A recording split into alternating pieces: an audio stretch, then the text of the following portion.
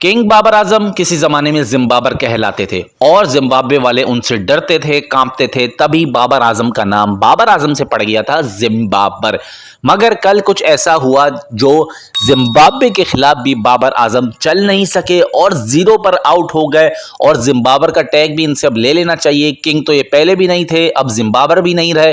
और most ducks in international T20 cricket from Pakistan, Babar Azam ने शाहिद आफरीदी को भी पीछे छोड़ दिया। जो शाहिद आफरीदी सबसे ज्यादा जीरो बनाने वाले, डक्स पर आउट होने वाले पहले पाकिस्तानी T20 प्लेयर थे, मगर अब बाबर आजम ने उनको भी इस लाइन में पीछे छोड़ दिया। क्योंकि बाबर आजम जिम्बाबर से हो गए हैं बिल्कुल फ्लॉपे आजम। क्योंकि बाबर आजम अब सबसे ज्यादा जीरो पर आउट होने वाले वाहिद पाकिस्तान के प्लेयर बन गए हैं।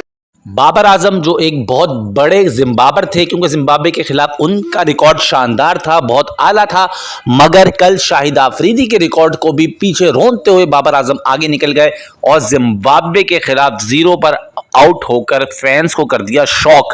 क्योंकि लग रहा था कि ट्राई सीरीज में जिम्बाब्वे के खिलाफ तो बाबर आजम वो कर दिखाएंगे जो जिंदगी में नहीं कर दिखाया, और जिम्बाब्वे के खिलाफ सारे अपने गुस्से निकालेंगे जो काफी अरसे से नहीं चल सके थे।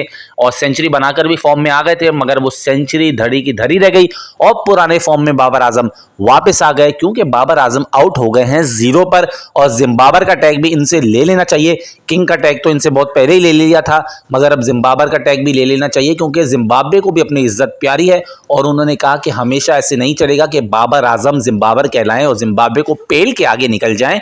मगर इसी तरह बाबर आजम का टैग अब बाबर आजम से हट के जिम्बाबर भी हट गया है और इनका सिर्फ एक ही नाम पड़ना चाहिए, डके आजम, फ्लॉपे आजम। क्योंकि बाबर आजम किसी तरह भी जिम्बाब्वे के खिलाफ अच्छा परफॉर्म नहीं कर पाए और जीरो पर आउट हो गए। उनके फैंस भी उनको तनकीद का निशाना बना रहे हैं और शाहिद आफरीदी खुद गुस्सा कर रहे हैं कि इतना अच्छा रिकॉर्ड मेरे नाम था, ये बाबर आजम तुमने अपने नाम कैसे कर लिया।